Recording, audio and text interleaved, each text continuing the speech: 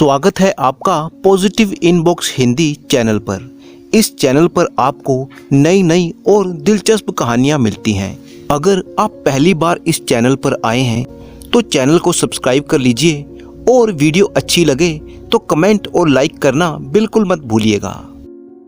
किसी समय की बात है, एक गांव में एक किसान और उसकी पत्नी रहते थे। दोनों का गुजारा बड़ी ही मुश्किल से हो रहा था। उनके घर के आंगन में एक छोटा सा बागीचा था। किसान ने उस बागीचे में कुछ बैंगन के पौधे लगा रखे थे, लेकिन किसी भी पौधे पर बैंगन नहीं लगे थे। सिर्फ एक पौधे पर एक ही बैंगन लगा था।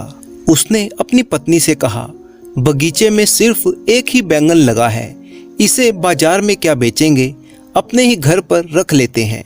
बैंगन बड़ा होते होते कद्दू जितना बड़ा हो गया। तब एक दिन किसान उसे तोड़कर घर लाया और अपनी पत्नी के हाथ में देकर बोला, लो आज इसकी तरकारी बना लो, खेत से लौटकर खाऊंगा। किसान खेत को चला गया। पत्नी जब हाथ में चाकू लेकर बैंगन को काटने लगी तो पता नहीं कहां से आवाज आई, आहिस्ता आहिस्ता काट, आहिस्ता आहिस्ता। ये सुनकर वो भौचक्की सी रह गई और चारों तरफ देखने लगी कि कौन बोल रहा है। जब उसे कोई दिखाई ना दिया तो किसान की पत्नी ने फिर से चाकू पकड़ा, लेकिन दोबारा से वही बात सुनाई दी कि आहिस्ता आहिस्ता काटो, आहिस्ता आहिस्ता। अब की बार उसे महसूस हुआ कि बैंगन के अंदर से ये आवाज आ रही थी। ये ख्याल आते ही उसका कलेजा धक सा रह गया। बैंगन को जमीन पर फेंक कर वो घर से भागकर खेत में जा पहुंची। किसान ने उससे पूछा, कहो क्या बात है, इतनी घबराई हुई क्यों हो? वो बैंगन तो बोलता है। हट पगली, कहीं बैंगन भी बोलता है? पत्नी ने कहा, चलकर अपने कानों से सुन लो। किसान हैरान परेशान अपनी पत्नी के साथ घर पर पहुंचा और बोला, ले अब मेरे सामने बैंगन को काट। पत्नी जैसे ही बैंगन को काटने लगी, फिर से वही आवाज आई, आहिस्ता आहिस्ता काट, आहिस्ता आहिस्ता। ये सुनकर किसान फिक्र में पड़ गया और कहने लगा, अच्छा आहिस्ता आहिस्ता ही सही, तू काट तो भला। पत्नी आहिस्ता आहिस्ता बैंगन काटने लगी, लेकिन ये क्या, जैसे ही बैंगन के दो टुकड़े हुए उसमें से एक सुंदर सी लड़की निकली। उसे देखकर किसान की पत्नी बड़ी ही खुश हुई और कहने लगी, हमारे तो कोई औलाद नहीं है, तो मैं इसी को अपनी बेटी मानकर रखूंगी। ये बैंगन में से निकली है, इसीलिए इसका नाम बैंगनवती रखूंगी। उसने लड़की को अपने गले से लगाया। लड़की भी नई माँ पाकर बहुत ही खुश थी। किसान ने कहा, बेटी तो तूने रख ली है, लेकिन इसे खिलाएगी पिलाएगी क्या? घर में तो ना दूध है और ना ही रोटी। पत्नी ने कहा, तुम उसकी चिंता ना करो, मैं अपनी बेटी को पाल लूंगी। समय बीतने के साथ साथ बैंगनवती बड़ी होने लगी। उसके साथ साथ उसकी सुंदरता भी बढ़ने लगी। एक दिन किसान अपने खेत में काम कर रहा था। बैंगनवती पास ही अपने पिता का हाथ बटा रही थी। उसी वक्त वहां से राज्य का राजा गुजर रहा था। वो हमेशा भेष बदलकर अपनी प्रजा का हालचाल जानने के लिए राज्य में घूमता रहता था। ऐसी अवस्था में उसे कोई पहचान ना पाता था। जाते जाते राजा की नज़र खूबसूरत बैंगनवती पर पड़ी। उसने एक आदमी से पूछा कि यह किसकी लड़की है? उस आदमी ने जवाब दिया, इसी किसान की बेटी है। राजा ने अपने महल में पहुंचकर किसान को बुलवा भेजा। जब किसान आया, राजा ने कहा, आज जब तुम खेत पर काम कर रहे थे तो एक लड़की वहां पर मौजूद थी, वो कौन थी? महाराज, वो एक तरह से मेरी बेटी है भी और नहीं भी। इसका क्या मतलब हुआ? तब किसान ने सारी कहानी राजा को बता दी। सारी बात जानकर राजा ने कहा, हम बैंगनवती से शादी करके उसे अपनी रानी बनाना चाहते हैं। किसान हैरान होकर बोला, हजूर, आप एक मामूली किसान की बेटी से ब्याह करेंगे? हाँ बिल्कुल करेंगे, हम उसकी सुंदरता पर मोहित हो गए हैं। किसान की खुशी का ठिकाना ना रहा। वो दौड़ा दौड़ा अपने घर पर पहुंचा और पत्नी को ये खुशखबरी सुनाई। वो भी बहुत ही खुश हुई। विवाह के लिए जो भी दिन निश्चित हुआ, उस दिन किसान की पत्नी ने बैंगनवती को सजाया संवारा और राजा द्वारा भेजी हुई एक पालकी में बिठाकर उसे राजमहल के लिए रवाना किया। बेटी की विदाई से माँ बाप को बहुत ही दुख हुआ। उधर पालकी जब महल में पहुंची तो नई बहू का पूरा आदर सत्कार हुआ। राजा ने नई बहू के घर पर कई बेशकीमती उपहार और धन भी भेजा। महल में बैंगनवती का विवाह बड़ी ही धूमधाम के साथ राजा के साथ कर दिया गया। राजा ने उसे नाम दिया बैंगन सुंदरी। नई रानी को देखकर बाकी सभी रानियां कहने लगी कि नई रानी तो सचमुच बहुत ही सुंदर है। राजा की 2 रानियां और थी। राजा अपनी तीनों रानियों में से बैंगन सुंदरी से बहुत ही ज़्यादा प्यार करता था। वो हर समय उसी के पास रहता। वो जो चीज़ मांगती राजा फौरन उसे मंगवा देता। देश विदेश की जो भी बेहतरीन वस्तुएं आती राजा बैंगन सुंदरी के महल में पहले ही उन्हें भिजवा देता। वो जो भी चाहती थी राजा वही करता। महारानी यानी जो पहली रानी थी उससे ये सब देखा ना जाता। वो बहुत ही जलती और कुड़ती रहती थी। महल में सभी लोग नई रानी की सूरत और उसकी सीरत की तारीफ करते थे। इससे महारानी जी और भी ज़्यादा जलती थी। वो सोचती इस किसान की छोकरी ने तो ना जाने कहां से आकर राजा को अपनी मुट्ठी में कर लिया है। एक दिन की बात है, महारानी ने बैंगन सुंदरी से पूछा, छोटी रानी तुम्हारी जान कहां पर है? बैंगन सुंदरी ने जवाब दिया, अरे बड़ी बहन, जान और कहां पर होगी, मेरे दिल में ही है। बड़ी रानी ने कहा, यह नहीं हो सकता, तुम तो इंसान के पेट से पैदा ही नहीं हुई, इसीलिए तुम्हारी जान शरीर के अंदर नहीं होगी, जरूर किसी और जगह पर रखी है। बड़ी बहन, तुम्हें ये बात मालूम करने की ऐसी क्या जरूरत है? महारानी बोली, जरूरत तो कुछ नहीं, बस यूं ही मालूम करना चाहती थी कि बाद में तुम्हें कोई नुकसान ना हो। बहन, ये ख्याल तुम छोड़ दो, जो मैं ये बात किसी को कहूंगी ही नहीं तो मेरा नुकसान कौन करेगा? महारानी बोली, तो क्या तुम्हारी जान तुम्हारे शरीर में नहीं है? बैंगन सुंदरी ने धीरे से कहा, नहीं बहन, मेरी जान इसी शरीर में है। बात छुपाने से क्या होता है, असल बात तो अब खुल गई है। अब तुम बता भी दो कि तुम्हारी जान कहाँ पर है। बहन, ये बात बताना मना है। भला अपनी बड़ी बहन को बताने में क्या हर्ज है? नहीं बहन, सगे घर वालों को भी ये बात बताने की इजाज़त नहीं है। छोटी रानी ने बात ना बताई, मगर बड़ी रानी ने भी पीछा ना छोड़ा। खाते पीते, सोते जागते, उठते बैठते वो बैंगन सुंदरी से यही बात पूछती रहती। इसी तरह से 1 साल बीत गया। दिन रात वही सवाल सुनते सुनते छोटी रानी बेचारी उकता गई थी। आखिर तंग आकर एक दिन उसने कह दिया, अच्छा किसी दिन बता दूंगी बहन। महारानी ने हंसकर कहा, बैंगन सुंदरी, याद रखना, तुमने वादा कर लिया है, रानी होकर झूठ ना बोलना। ये बात सुनकर बैंगन सुंदरी चौंक पड़ी। वो सोचने लगी, आज मैंने बिना सोचे समझे ये क्या कह डाला। अब तो बड़ी रानी को ये बताना ही पड़ेगा कि मेरी जान किस चीज में है। जो नहीं बताऊंगी तो झूठी बनूंगी। अब क्या करें? छोटी रानी ने राजा को अपने महल में बुलाया और कहा, महाराज, अगर मैं मर जाऊं तो मेरी लाश को जला मत देना। राजा ने उसके मुंह पर हाथ रखकर कहा, चुप रहो रानी, ऐसी बातें मत कहो। नहीं महाराज, मेरी सारी बातें सुन लीजिए। अगर मैं मर जाऊं तो नगर से बाहर एक मकान बनवाकर मुझे पलंग समेत उसी मकान में रखवा दीजिएगा। मकान के अंदर एक सुंदर बगीचा लगवा देना और एक कुआं भी खुदवा देना। मकान के चारों तरफ ऊंची सी दीवार उठा देना जिसमें कहीं अंदर आने जाने का रास्ता ना हो। राजा ने बात काट कर कहा, रानी तुम चुप करो, ये बातें अपने मुंह पर मत लाओ। रानी बोली, हाँ महाराज, अभी चुप हो जाती हूँ, बस एक आखिरी बात सुन लीजिए। उस मकान में बहुत सा अनाज, दाल, घी, तेल, चीनी वगैरह वगैरह रखवा दीजिएगा। राजा ने कड़क कर कहा, चुप रहो बैंगन सुंदरी। बैंगन सुंदरी चुप हो गई। कुछ दिन बीते और एक दिन बड़ी रानी ने बैंगन सुंदरी से कहा, छोटी रानी, तुमने बताया नहीं कि तुम्हारी जान कहाँ पर है।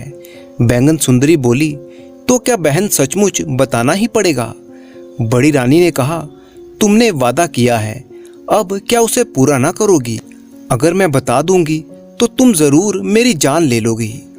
बड़ी रानी ने उसका मुंह बंद करके कहा, राम राम, ये क्या कहती हो? छोटी रानी बोली, अच्छा थोड़े दिन और ठहर जाओ, मेरे बच्चे को जन्म लेने दो, उसके बाद बतला दूंगी। ये सुनकर कि छोटी रानी को बच्चा होने वाला है, बड़ी रानी और भी ज्यादा जलने लगी। उसने कहा, जो तुम अभी नहीं बताओगी तो मैं पूरे राज्य में ढिंढोरा पिटवा दूंगी कि छोटी रानी रानी होने पर भी मामूली लोगों की तरह झूठ बोलती है। इस पर बैंगन सुंदरी ने कहा, अच्छा तो लो सुनो, मेरे बाप के खेत के करीब एक कुआं है, उस कुएं के अंदर एक लकड़ी का संदूक है, उस संदूक में एक सोने की डिबिया है, डिबिया के अंदर एक माला है, वो माला ही मेरी जान है।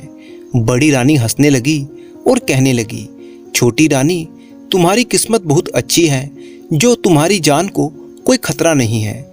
देखो वो कुएं के अंदर एक संदूक में, संदूक के अंदर डिबिया में और डिबिया के अंदर एक माला में है। तुम्हारी जान को भला कौन ले सकता है? दूसरी तरफ हम जैसों की जान देखो, इतनी सस्ती है कि जरा गला दबाया नहीं कि जान निकल गई। खैर तुम सही सलामत रहो। ये कहकर बड़ी रानी वहां से चली गई। अब बड़ी रानी जल्दी से अपने महल में आई और फिर उसने एक दासी को भेजकर एक गोताखोर को बुलवाया। रानी ने गोताखोर से कहा, देखो अगर तुम मेरा एक काम कर दोगे तो मैं तुम्हें 500 अशर्फियाँ इनाम में दूंगी। क्या काम है महारानी जी? तब महारानी ने उसे बैंगन सुंदरी के पिता के खेत का पता बताया और कहा कि वहां पर एक कुआं है, कुएं के अंदर संदूक है और संदूक के अंदर एक डिबिया है। वो डिबिया तुम चुपचाप ऐसे निकाल लाओ कि किसी को कानो कान खबर ना हो। गोताखोर उसी वक्त गया और डिबिया निकाल लाया। डिबिया मिलने पर रानी को बड़ी ही खुशी हुई और उसने गोताखोर को 500 अशर्फियाँ इनाम में दी। उधर कुएं से डिबिया निकलते ही बैंगन सुंदरी की तबीयत खराब रहने लगी। बड़ी रानी ने डिबिया में से माला निकाली और उलट पुलट कर देखी। ज्यों ही उसने माला को अपने गले में डाला, उसी वक्त बैंगन सुंदरी तड़पने लगी और उसका शरीर ठंडा पड़ गया। पूरे महल में कोहराम मच गया। राजा भी रोने लगा। तभी उसे बैंगन सुंदरी की उस दिन की बातें याद आई। उसने उसी वक्त मंत्री को बुलाया और कहा, बैंगन सुंदरी के लिए नगर से बाहर एक मकान बनवाया जाए। मंत्री जी ने कहा, अब मकान का क्या होगा हजूर, अब तो रानी के मृत शरीर को जला देना चाहिए। नहीं, बैंगन सुंदरी की यही इच्छा थी। नगर के बाहर एक मकान बनवाइए और बैंगन सुंदरी को पलंग समेत वहां पर पहुंचा दीजिए। इसके अलावा राजा ने वो सब बातें भी कही जो बैंगन सुंदरी ने उससे करने के लिए कहा था। मंत्री ने कहा, आपकी जैसी इच्छा हजूर।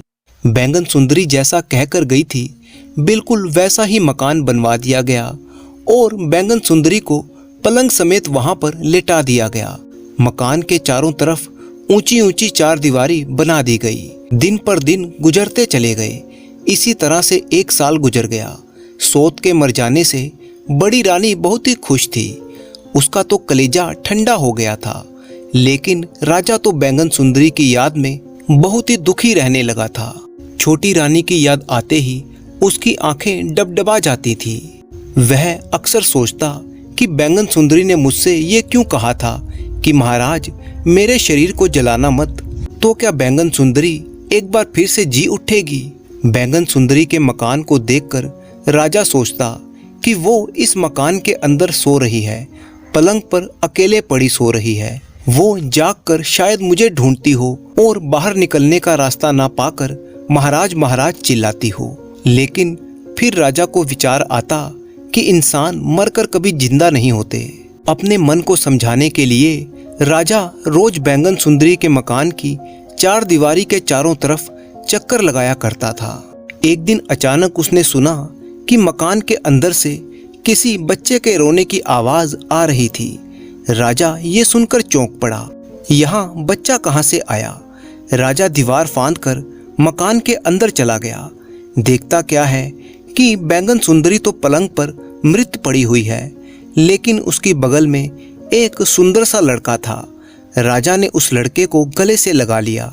थोड़ी देर में बच्चे को नींद आ गई तो राजा ने उसे बैंगन सुंदरी की बगल में वापस लेटा दिया और खुद दीवार फांदकर बाहर चला गया। महल पहुंचकर राजा सोचने लगा कि हो ना हो ये बच्चा बैंगन सुंदरी का ही है। दूसरे दिन राजा फिर से वहां पर आया। लौटते हुए वो बच्चे को एक खिलौना दे गया। अब तो राजा रोज बैंगन सुंदरी के मकान में आने लगा। वो बच्चे के लिए तरह तरह के खिलौने और खाने के लिए मिठाइयाँ लेकर आता था, लेकिन मकान में कोई नई बात नजर नहीं आ रही थी। वो हर रोज देखता कि बैंगन सुंदरी जिस तरह से पड़ी थी उसमें कोई बदलाव ना आया था। धीरे धीरे दिन बीतने लगे और बच्चा बड़ा होने लगा। जब वो 2-3 साल का हो गया तब टूटे फूटे शब्दों में कुछ बोलने भी लगा था। राजा ने एक दिन बैंगन सुंदरी की तरफ इशारा करके पूछा, ये कौन है? बच्चे ने कहा, माँ। राजा ने कहा, तुम्हें खाना कौन खिलाता है? बच्चे ने कहा, माँ। किस वक्त? रात को। ये सुनकर राजा को बड़ी ही हैरानी हुई। उसने बच्चे से कहा, तुम अपनी माँ से कहना कि राजा जी पूछते हैं कि तुम दिन में क्यों सोती हो और रात को क्यों जागती हो। अच्छा, पूछूंगा। राजा वापस महल में लौट आया। रात को बैंगन सुंदरी रोज की तरह उठी। जब बच्चे को खिलाने लगी तो उसने कहा, अम्मा, मेरा पेट तो भरा हुआ है। तुम्हारा पेट किस तरह से भर गया बेटा? राजा जी मुझे आज बहुत सी मिठाई खिला कर गए हैं और ये भी पूछते थे कि तुम्हारी माँ रात को जागती क्यों है और दिन को सोती क्यों है।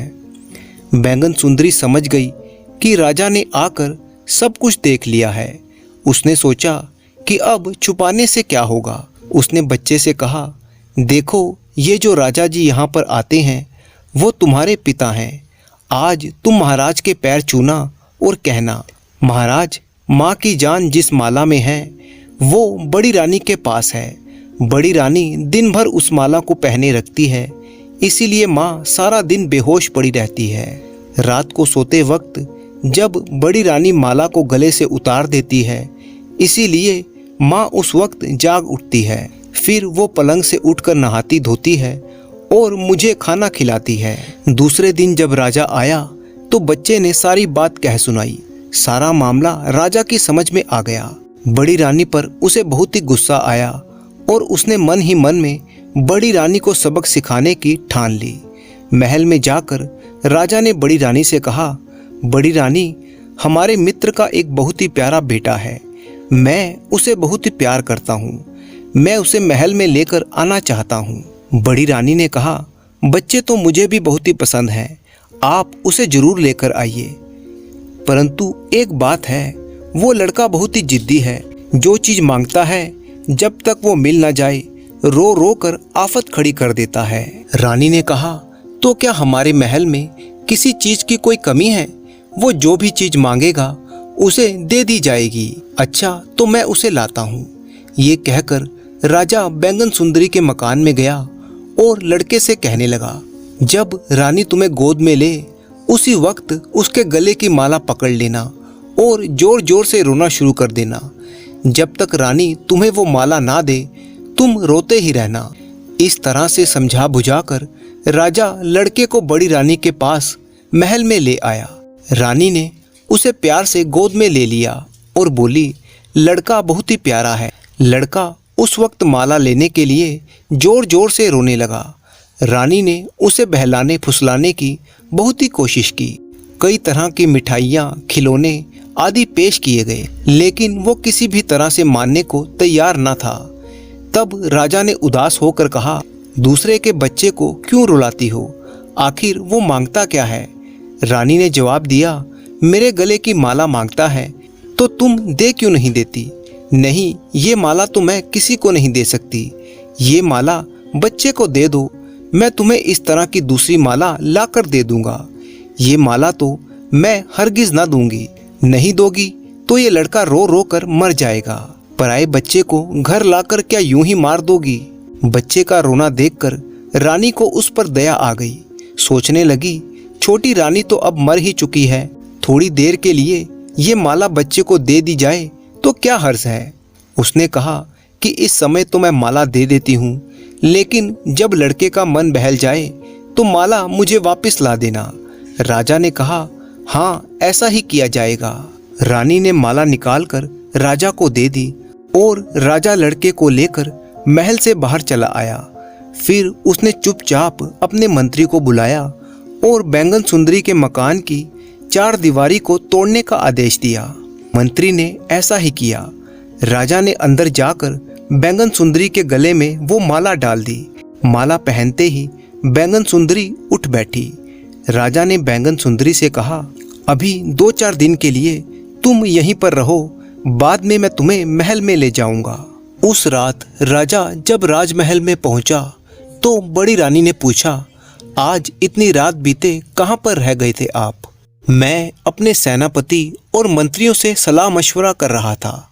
क्या सलाह मशवरा कर रहे थे आप? एक दूसरे देश का राजा हमारे देश पर हमला करने वाला है, इसीलिए तुम्हारी सुरक्षा को देखते हुए ये सलाह कर रहे थे कि तुम्हें कहाँ पर छुपा कर रखा जाए जहाँ पर तुम सुरक्षित रह सको। हे राम, ये युद्ध के नाम से तो मुझे बड़ा ही डर लगता है। तो क्या फैसला किया आपने? राजा ने कहा, जमीन के नीचे एक तहखाना बनाकर उसमें तुम्हें रखा जाएगा। तो जल्दी ही तहखाना बनाने का आदेश दे दीजिए। दूसरे ही दिन राजा ने एक तहखाना बनाना शुरू करवा दिया और एक ही हफ्ते के अंदर तहखाना बनकर तैयार हो गया। राजा बड़ी रानी को तहखाने में छोड़कर आ गया और बाहर से ताला लगा दिया। सैनिकों को आदेश दिया कि अब सारी उम्र के लिए बड़ी रानी को इसी कैद खाने में रखा जाएगा। अगली सुबह राजा बैंगन सुंदरी और अपने बेटे को महल में लेकर आ गया। वो एक सुखी परिवार की तरह रहने लगे, जबकि बड़ी रानी वहीं कैद खाने में सड़ती रही।